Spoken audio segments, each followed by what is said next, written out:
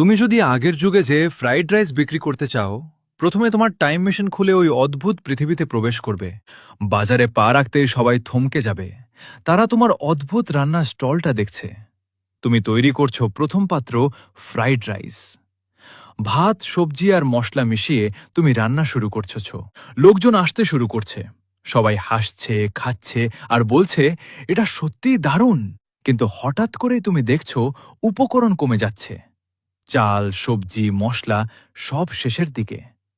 কিন্তু তুমি হার মানছ না। দ্রুত নতুন উপকরণ জোগাড় করছো এবং আবার রান্না শুরু করছো।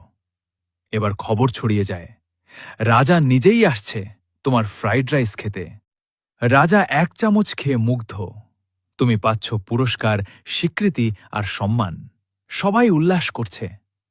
বাজারে উল্লাস, আনন্দ, হাসি। সবাই তোমার চারপাশে মিলিত, তোমার সাফল্য উদযাপন করছে। শেষে তুমি দাঁড়িয়ে আছো গর্বে মাথা উঁচু করে, ফ্রাইড রাইস হাতে ধরে, এবং ইতিহাসে নাম লিখিয়ে দিচ্ছ।